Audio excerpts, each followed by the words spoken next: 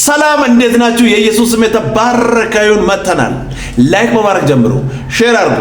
ዛሬ ቆንጆ ጠቃሚ የምክር ቪዲዮችን ይዤ መጥቻለሁ። ከዛ በፊት ግን ይሄንን ስሙ። ቆንጂዬ ተረት ነው ማለት ራሱ አይገልጽም። ዘመነ፣ አረ ረቀቀ፣ በስመ አብ ሄደ።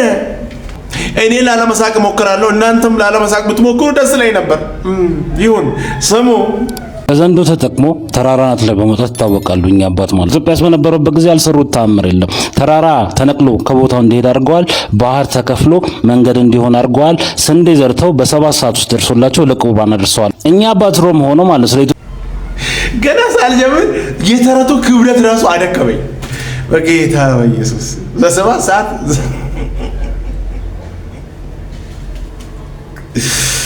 ኢየሱስ ያድናል። ሌላ ምንም አንልም። ብቻ ስሙ። ዘንዶ ተጠቅሞ ተራራ ናት ላይ በመውጣት ይታወቃሉ። እኛ አባት ማለት ኢትዮጵያስ በነበረበት ጊዜ ያልሰሩት ተአምር የለም። ተራራ ተነቅሎ ከቦታው እንዲሄድ አድርገዋል። ባህር ተከፍሎ መንገድ እንዲሆን አድርገዋል። ስንዴ ዘርተው በ7 ሰዓት ውስጥ ደርሶላቸው ለቁርባን አድርሰዋል። እኛ አባት ሮም ሆኖ ማለት ስለ ኢትዮጵያ የድንግል ማርያም አስራት ሀገርነት ያነባሉና በኢትዮጵያ ፍቅር ይመሰጣሉ ማለት ነው። ከዛ ወደ ኢትዮጵያ ይመጡና ከእግዚአብሔር ጋር የሚገናኙበትን ብቸኛ ስፍራ ሲፈልጉ ተጉዘው ይደርሳሉ። ደብረ ዳሞ ይደርሳሉ ማለት ነው። ከዛ ከታቸው ነው ከተራራታቸው ነው ወደ ላይ መውጣት ፈልገው ይተክዙ ቁጭ ይላሉ። ከዛ ሚካኤል ይመጣና ምን ሆነ የታከስከው ሲላቸው አይ ላይ ሆኜ እግዚአብሔርን ተራራ ናት ላይ ሆኜ ይቅርታ መጠየቅ ፈልጌ ነበር ግን አልቻልኩም አይለታው። ከዛ በኋላ 60 ክንድ የሆነ ዘንዶ ከእግዚአብሔር ዘንድ ይላክላቸውና በዘንዶ ታግዘው ወደ ላይ ይወጣሉ ማለት ነው። ወደ ተራራው ጫፍ ትልካቸው የተነሳ አልሞቱም ሁላ ማለት ነው። ተሰውረዋል እንጂ ማለት ነው። ተማሪዎቻቸውን ተሰናብተው ገለል ካሉ በኋላ እድሜያቸው እንደደረሰ ታውቋቸው ልክ ሲሄዱ ተማሪዎቻቸው ልብሳቸውንና መቋሚያቸውን ብቻ ያገኛሉ ማለት ነው። ከ9 ቅዱሳን አንዱ ናቸው። ኢትዮጵያ ኦርቶዶክስ ቤተክርስቲያን በጣም ከሚከበሩ ማለት ነው። የእሳቸውን ቤተክርስቲያን የሚያሳንሰው በሰማይ 12 አዳራሽን የብርሃን አዳራሽን ክርስቶስ እንዳዘጋጀላቸው ቃል ገብቶላቸዋል። እንዲሁም ቤቱ የእሳቸውን መጽሐፍ የሚያስቀምጥ ሰው ድህነት፣ ችግር፣ በሽታ ከቤቱ አይገባም ማለት ነው። እኚህን አባት የምታውቋቸው ኮሜንት ላይ ያስቀምጡ። እንግዲህ ድህነት የለም፣ ችግር የለም። በቃ የእሳቸውን መጽሐፍ ቤት ማስቀመጥ ነው። ቻው ድህነትና አንተ ዳና ሁን። ቻው። አይገርምም? ይሄን ለምን ብሎ የሚጠይቅ ሰው ራሱ የለም። ታዲያ ኢትዮጵያ ደሃ የሆነችው የእሳቸው መጽሐፍ ክብር ለኢየሱስ ይሁን። ይሄንን እንኳን ቆም ብሎ የሚያስብ ሰው የለም።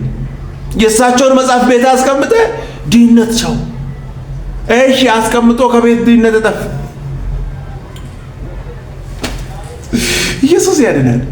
የዘንዶ መንፈስ ተወጋ ይሁን። እያንዳንዱ ምሳሌ ዘንዶ በኢየሱስ ክርስቶስ ስም አረ መንፈሱ ይወጋ። በእያንዳንዱ ምሳሌ ዘንዶ ጥሩ ነገር አትጠቀሙ። በጌታ በኢየሱስ ይሄንን አምናችሁ ተቀብላችሁ በአዳባይ የምትከራከሩ ሰዎች ስነ ስርዓት ያዙና ወደ ኢየሱስ ነው። እንደዚህ አይነት ቆንጂዬ ተረት ህፃናት ራሱ ይሄንን አምኖ አይቀበልም እኮ። ይሄን ተቀብለ ትከራከራል በአዳባይ። ኢየሱስ ብቻውን ያድናል። ምንም ማድረግ አይቻልም። መንገድ ኢየሱስ ነው። ኑ ወደ ኢየሱስ። ዘንዶ የተወጋ ይሁን። ስሙ ይልንም። ቆይ ኢየሱስ ግን ፊቱን ስታየው እንዴት ነው? ያበራል። ምኑ ላይ ነው የሚያበራው? ጭንቅላቱ ላይና አይኑ ላይ ያበራል። ልብሱ ምን አይነት ነው? ኢየሱስ ይበራል። ልብሱም ይበራል። ወይኔ ጌታ ኢየሱስ አይታል ያንን። አሜን። ልብሱም ያበራል። ጭንቅላቱስ ያበራል። ሌላ ምን ያበራል? እግሩም ያበራል። አሜን። ሌላስ? ምን?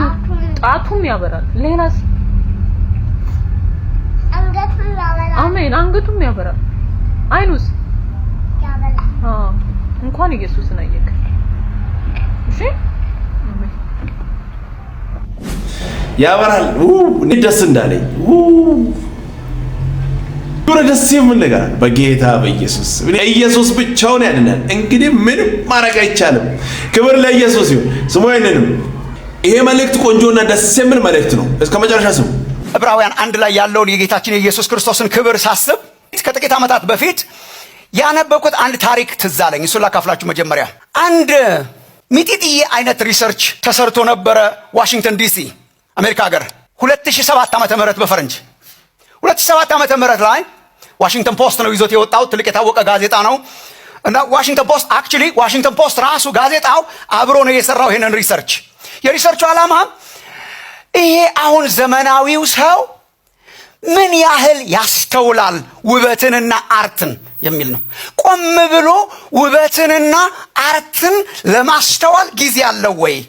እና ምን ያህል ነው ካዥዋሊ የሚያልፍ ሰው ውበትን ያደንቃል ወይ አርትን ያደንቃል ወይ በሚል እሱን ሪሰርች ለመስራት አንድ የታወቀ ሙዚቀኛ፣ የሙዚቃ ኮምፖዘር፣ የባንድ መሪ እና በዓለም ላይ ነምበር 1 ቶፕ ላይ ያለ የቫዮሊን ተጫዋች ቫዮሊን የሚጫወት ስሙ ጆሹዋ ቤል ይባላል። ምናልባት ሙዚቀኞቹ ታውቁት ይሆናል። ጆሹዋ ቤል የታወቀ ቫዮሊኒስት ነው በዓለም ላይ አሁን በህይወት ካሉት መካከል ማለት ነው። በዓለም ላይ በህይወት ካሉት መካከል ቶፕ ነው።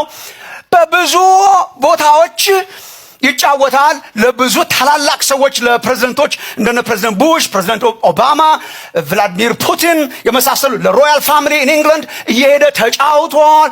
ባንድ ይመራል እና የታወቀ ሙዚቀኛ ነው። በጣም የተከበረ ሙዚቀኛ ነው። አንድ ሰው እሱ ፐርፎርም በሚያደርግበት ጊዜ አዳራሾች ይሞላሉ። ፐርፎርም የሚያደርግበት አንድ ሰው እየተዘዋወረ የሱን ፐርፎርማንስ ለማየት ከፈለገ አቨሬጅ ቲኬት $200 መክፈል አለ። አቨሬጅ ቲኬት ማለት ነው። አቨሬጅ እንደኛ አይነት ተራ መቀመጫ ለማግኘት ቢያንስ $200 የአሜሪካን ዶላር ያስከፍላል። ትልልቆቹ የከበሩ መቀመጫዎች ከዛ በላይ ነው የሚያስከፍሉት እና ቢያንስ ግን አቨሬጅ $150-200 ያስከፍላል። ከፍሎ ነው ሰው የሚያየው፣ ያውም ተጋፍቶ። ቲኬቶቹ በጊዜ ነው የሚያልቁት። በጣም የከበረ ሙዚቀኛ ነው። የታወቀ ሙዚቀኛ ነው። እሱ ብቻ ሳይሆን የሚጫወትባት ቫዮሊን በጣም ውድ ናት። በዓለም ላይ ካሉ ጥቂት የቀሩ ልክ ብርቅዬ እንስሳት እንደምንላቸው ብርቅዬ ቫዮሊን ነች። 18ኛው መቶ ክፍለ ዘመን ላይ የተሰራች ናት። በጣም ይወዳታል። በጣም የታወቀች ናት። ሙዚቃ የምታውቁት ይሆናል። ያን ጊዜ 2007 ላይ ቢሸጣት $3.5 ሚሊዮን ታወጣለች። ቫዮሊኗ ብቻ እቺ $3.5 ሚሊዮን ወደኛ እንዳቀይሩ እዛው በእኛ ከቀየራችሁማ ሌላ እንትን ምን ያህል ውድ እንደሆነ ወቁ። እቺ ባይች ጌታ ሆይ እሺ፣ በደንብ አድርጋችሁ መከርከሪያ $3.5 ሚሊዮን ሊሸጣት ይችል ነበር። ሰውየው የከበረ ብቻ ሳይሆን ቫዮሊኗ ራሷ ብታገኛት ታዋጣለች። ኢንፋክት በአሁን ዘመን ብትሸጥ እስከ ስንት ሊሸጣት ይችላል ብዬ ዛሬ ዝም ብሎ ለማየት ስሞክር $14 ሚሊዮን ሊሸጠው ይችላል። ማለት ሰውየው መከርከሪያው በጣም የከበረ ሰውየ ነው። ምን አረገ? ዋሽንግተን ፖስት የባቡር ጣቢያ ላይ ዋሽንግተን ዲሲ ያውም በጣም የተማረ እና በጣም አፍሉዌንት የሆነ ሶሳይቲ የሚመላለስበት የባቡር ጣቢያ ላይ ያችን ቫዮሊን ይዞ የቫዮሊኗን ኬዝ ከፍቶ መንገድ ላይ ባቡር የሚመላለስበት ላይ ጠዋት ራሽ አወር ላይ የታወቀውን ሙዚቃ እንዲጫወት አደረገው ማለት ነው። መንገድ ላይ ያንን የከበረ ሰው አወርዶ መንገድ ላይ ተጫዋች አደረገው ማለት ነው። ያቺው ቫዮሊን ማለት ነው። በደንብ እየተረዳችሁ እንደሆነ አልገባኝም። ያንን ውድ ዕቃ ያጎበዝ ተጫዋች በመንገድ ዳር ላይ ስንት ሰው ያስተውላል? በነገራችን ላይ ሰው ተራ አይደለም፣ ነገር ግን በሰውኛ የተማረ ነው ምናምን ብላችሁ የምታስቡት ቦታ ላይ በደንብ አድርጋችሁ አስቡ። እዛ ላይ ነው የሚጫወተው። ስሙ፣ ዓላማው ሰው ያስተውላል ወይ ነው። ሰው ክብር ያስተውላል ወይ?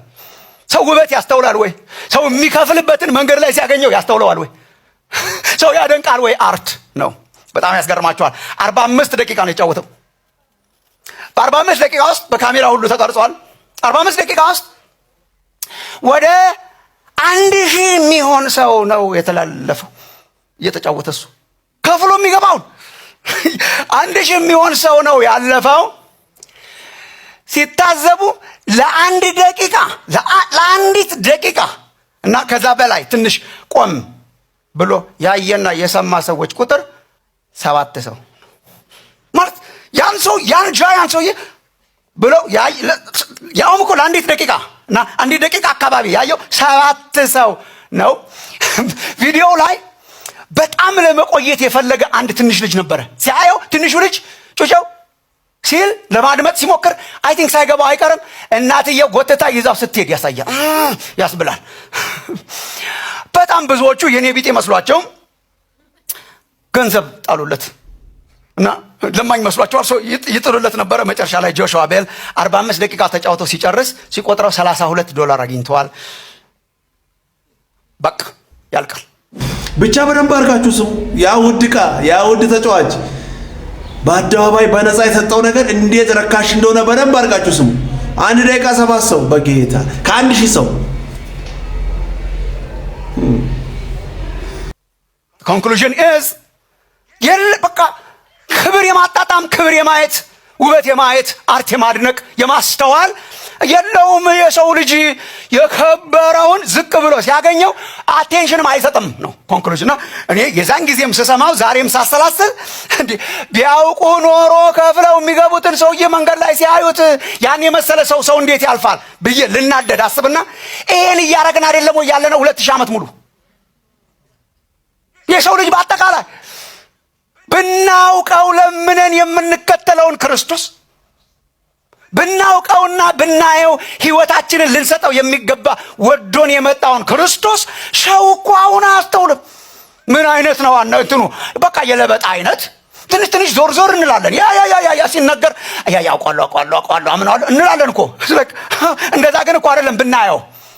ወይ ደግሞ አንዳንዶቻችን እዚህ ቸርች ምን ኖር ይሆናል ትንሽዬ ነገር ጣል ካረኩለት ይበቃል ብለን ባለጠጋውን አምላክ ትንሽዬ እንደኔ ቢጤ እኮ ጣል የምናደርግ ሰዎች አንጠፋም።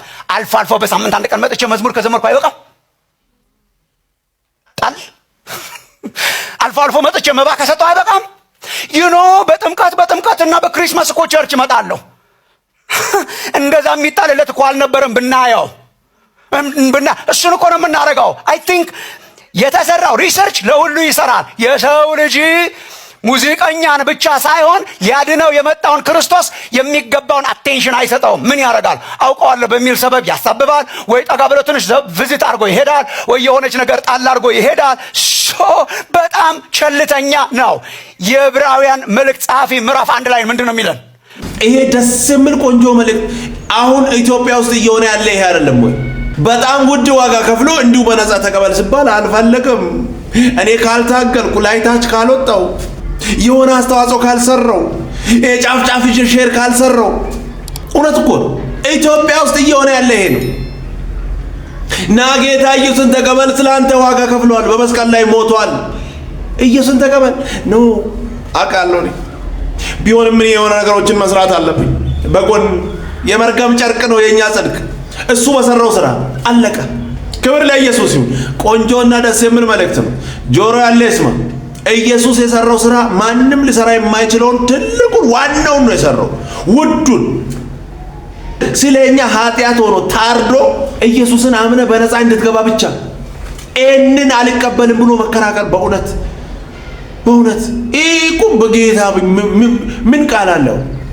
ኑ ወደ ኢየሱስ። ህይወት እሱ ነው። እንግዲህ ምንም ማድረግ አይቻልም። ቆንጆና ደስ የሚል ጠቃሚ መልእክት ነው። ስሞይንንም በጣም አታስመስሉ። ንጹህ ሰው ሁኑ። ህሊና በእግዚአብሔር ፊት ነው፣ በውስጥ ፍርድ ደግሞም በግብሩ በሰው ፊት ነው። በእግዚአብሔርም በሰውም ፊት ያለ ወቀሳ መሆን በጣም ጤንነት ነው። ህሊናን ደግሞ የማትሰሙ ከሆነ ሲደራረብ ይደነዝዛል። ሲደነዝዝ ሰውየው ለኃጢአት ላይሰንስ ያገኘ ይመስለዋል። ስለዚህ ደጋግሞ ይሰራዋል፣ አይወቀስም። ኖርማል።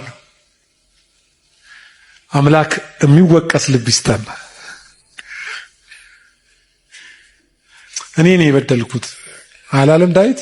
እኔ ነኝ በቃ ማረኝ አይደል ያለው 50 ላይ መዝሙር። እኔን ጣሉኝ አለ ዮናስ። እኔን ጣሉኝ። እንዳውም ሰላም የሚሆነው እኔን ስትጥሉ ነው ይላል። እንደ መወቀስ በረከት፣ እንደገና በእግዚአብሔር ፊት ሪፔንት እንደማድረግ ደግሞ ቅድስና የለም።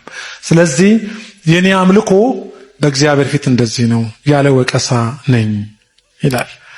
ኃጢአት ኖርማል እንዳይሆን ተጠቀሙ።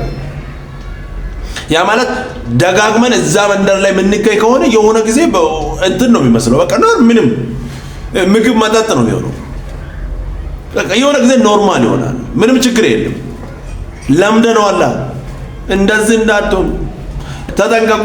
ኢየሱስ ብቻውን ያድናል። እንግዲህ ምንም ማድረግ አይቻልም። ስሞይንንም እያመለክ እያለ ስልክ ነው የምታነሳው። እያመለኩ እያለ እና እንትኑ ገባ ምን ጋር ነው የቆመው? መኪናው ገብቷል። አው ስንት ነው እና ትራንስፈር አደረጋችሁት እንትን አለ ምናምን ወርሺፕ ላይ ማለት እቺን ሰዓት ያቺን ሰዓት 1 ሰዓት ማለት በምሕረቱ እኮ ነው እሷን የምትሰሩት። በምሕረቱ እኮ ነው። አንድ ቀን ምሕረቱ ቢነሳ ወጋኝ ስትሄዳት ያኔ ስልክ ማንሳት የለም መርፌን እስክትጨርስ ግሉኮስን እስክትጨርስ ቢደውሉልም የራሳችሁ ጉዳይ እኔ ነፍስና ስጋ ወርሺፕ ላይ ሲሆንሳ ነው። ገብቷል? አታነዛም ራሱ ቢደውልህ እናንተ ደልቷቸው እኔ ልሞት ነው ነው የምትለው። ለዛ ደግሞ እግዚአብሔር ነግሬያቸዋለሁ። ብዙ ማታ አንዱ ወባ ቢምቢ ቢልክ በቂ ነው ብለናል። ጭዝ ብላ ጢቅ ታረገ ጠዋት ብርድ እያለ ታናሽ ወንድም ነው ተሸክሞ ባጃጅ ውስጥ የሚያስገባው። እውነት ውሸት? እንደሱ አይነት ምስኪን ሰውዬ እንደሱ አይነት ምስኪን ሰው በአምልኮ ታይም ላይ እንኳን ትንሽ የእስራኤልን ቅዱስ የአብርሃምን አምላክ የኢየሱስን አባት በምንሰግድ ሰዓት ታይም ትንሽ መስጠት ያስፈልጋል። ይሄ እንኳን አብዛኞቻችን በዚህ አይነት ልምምድ ውስጥ አለን። ማቆም አለብን። ቤተክርስቲያን ገብተን እያመለከን እየጸለይን የምንሰራቸው ስህተቶች አሉ። ይሄንን ማቁረጥ ነው።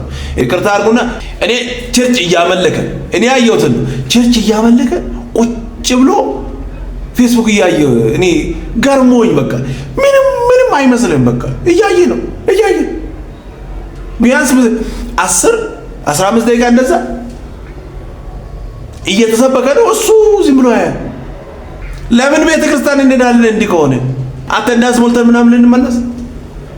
10-15 ደቂቃ ቁጭ ብለ ሶሻል ሚዲያ ቸርች ውስጥ በጣም ደስ ይዘናል እንጂ ጌታ ኢየሱስ ይርዳል። እንግዲህ ምንም ማድረግ አይቻልም። ኢየሱስ ብቻውን ያድናል። ቆንጆና ጠቃሚ ምክር ስሙ። ይደንም ጠብቁ። የብዙ ሰው ችግር ይሄ አይደለ? መጠበቅ ስንሰብከው ቀላል ነው፣ በጣም ከባድ ነው። ለዚህ ነው ሕያውነቱና እርግጠኝነት ወደ ውስጣችን ከመጣ ግን የመጠበቅ አቅም ይሆናል። ጌታዊ ግን ምንድነው የምታዳለው ብያለሁ። ለነሱ ጥቂት ቀን ብለ 10 ቀን፣ ለኛ ጥቂት ቀን ብለ 10 ዓመት መነሻ ስለሆነ አንዳንዴ ሰምታችሁ ጌታ በጥቂት ቀን እመጣለሁ ብለዋል ይላል። ይጠብቃል 1 ዓመት፣ ይጠብቃል 2 ዓመት።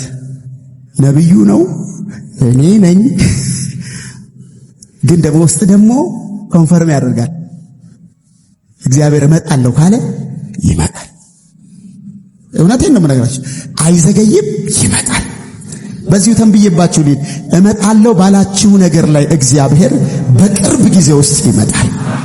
እግዚአብሔር በነገራችሁ ሰማያዊ አጀንዳ እግዚአብሔር በቅርብ ይመጣል። እግዚአብሔር ባንተ እሰራለሁ ባለው ነገር ላይ በቅርብ ይመጣል። በህይወት ጉዳዮች ላይ በቅርብ ይመጣል። ሃሌሉያ! ኢየሱስ ክርስቶስ ጌታ ነው። ሲምል ቆንጆ መልእክት። እግዚአብሔር እመጣለሁ ካለ ይመጣል፣ አይቀርም። እንደ ሰው አይደለም። ክብር ለኢየሱስ ይሁን። ምንም ማድረግ አይቻልም፣ ብቻውን ያድናል። ለዛሬ የነበሩ መልእክቶች እነዚህ ነበሩ። ቀጣይ በሌላ እንገናኛለን። ሰብስክራይብ፣ ሼር፣ ላይክ ማድረጋችሁን እንዳትረሱ። ወዳችኋለሁ። ተባረኩ።